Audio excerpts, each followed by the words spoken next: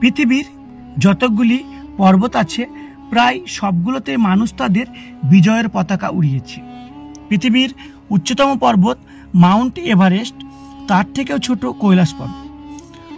কৈলাস পর্বত এর উচ্চতা প্রায় ৬,৬৩৮ মিটার অর্থাৎ ২১,৭৭৮ ফুট, কিন্তু এই পর্বতে এখনো পর্যন্ত কেউ তাদের বিজয়ের পতাকা উত্তোলন করতে পারেনি।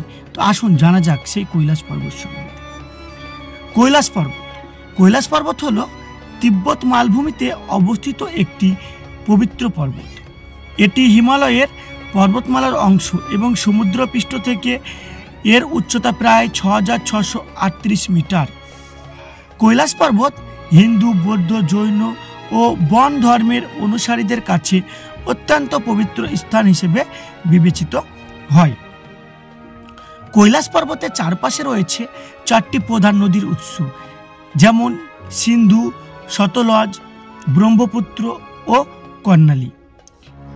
এটি একটি পিরামিড আকৃতির পর্বত এবং এর চূড়ার আরোহণ করা অত্যন্ত কঠিন বলে জানা যায়। ধর্মীয় বিশ্বাস অনুযায়ী কৈলাস পর্বতের চূড়ায় আরোহণ নিষিদ্ধ। এই কৈলাস পর্বত ধর্মীয় হিসেবেও খুবই গুরুত্বপূর্ণ। হিন্দু ধর্মের বিশ্বাস অনুযায়ী কৈলাস পর্বত হল ভগবান শিবের আবাসস্থল। এটি শিবের ধ্যান ও তপস্যার স্থান হিসেবে বিবেচিত হয়। বৌদ্ধ ধর্ম মতে কৈলাস পর্বতকে কাং রিনপোচে বলা হয়। এটি একটি বৌদ্ধ সত্যদের পবিত্র স্থান হিসেবে গণ্য হয়।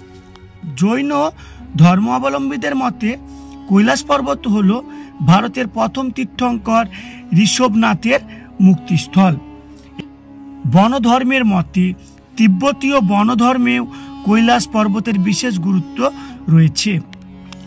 এই কৈলাস পর্বতকে জয় করার ইচ্ছা মানুষের অনেক দিনের, তাই প্রতি বছর হাজার হাজার তীর্থযাত্রী কৈলাস পর্বতের চারপাশ পরিক্রম করার জন্য আসেন। এই পরিক্রম প্রায় 52 কিলোমিটার দীর্ঘ এবং এটি অত্যন্ত কঠিন ও উচ্চতা সংক্রান্ত চ্যালেঞ্জের সম্মুখীন হয়ে তারা এই কার্য সম্পূর্ণ করেন। কৈলাস পর্বত তার প্রাকৃতিক সৌন্দর্য এবং ধর্মীয় গুরুত্বের জন্য বিশ্বব্যাপী পরিচিত এবং এটি একটি গুরুত্বপূর্ণ আধ্যাত্মিক ও সাংস্কৃতিক স্থান, যা মানুষের কাছে আজও বিজয় লাভের আশায় রয়ে গেছে।